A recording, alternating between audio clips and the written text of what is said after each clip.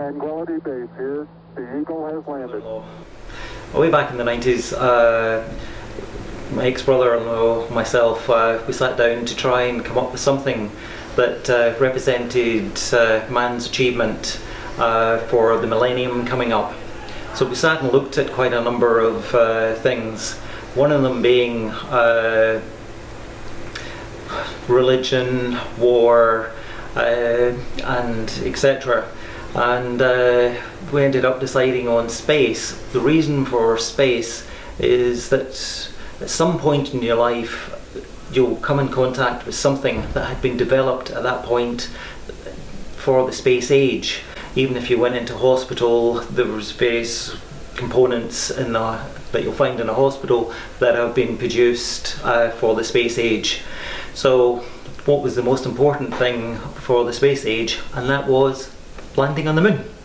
And so I went over to America, looked at the Apollo lunar landing craft in the museum in Chicago, and then decided on creating an Apollo 11 lunar landing craft. So, as I say, went and looked at the pod in Chicago, and then looked at an Airfix and a Rebel model, and then did versions of it.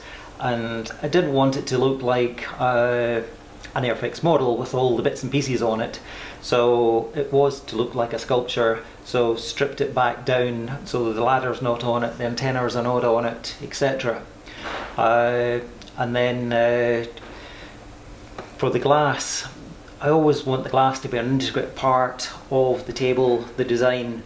So the glass was to represent the huge big thick windows that are on the pod as you look out. So the concept behind that then was to do this big thick piece of glass on it, and then the fixings, they were using hexagonal bolts in the pod as the bolts. So normally I hide the bolts, but with this I actually wanted to make a feature out of the bolts and have the bolts as part of it. With the glass, I experimented to try and create the one small step for man, one giant leap for mankind, with different pieces of glass, and we etched it and then we sandblasted it. And what I was trying to do was get it 3D into the glass, and also when, say, it's sitting in a bay window and the natural sunlight's coming, it hits the writing and then it goes 3D onto your carpet. So it was a flat edge, but then chamfered the sides of it, so that just split the light on it to be able to give it this 3D look. So that was the reasoning behind it. But the whole reason for doing this is to sing the praises of Scotland. People kind of think, well, what's the space age got to do with Scotland? It's actually got a lot to do with Scotland.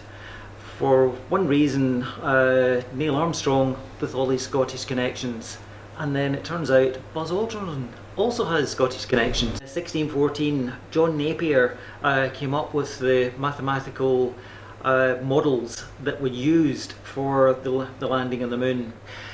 I mean, way back in 1843, Alexander Bain invented the fax machine. I had no idea that the Scotsman had invented such a thing.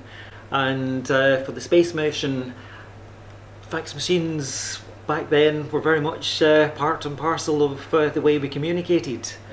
Alexander Graham Bell in 1876 came up with the telephone. And obviously the telephone was hugely important again for the space mission. And then we've got 1926, John Logie Baird, that developed the television as we know it today. The first broadcast was done at Central Station in Glasgow down to London. That if it hadn't been for those 4 Scots for the moon landing, the only way any of us would have known anything about this would have been a carrier pigeon. That's one small step for man, one giant leap for mankind.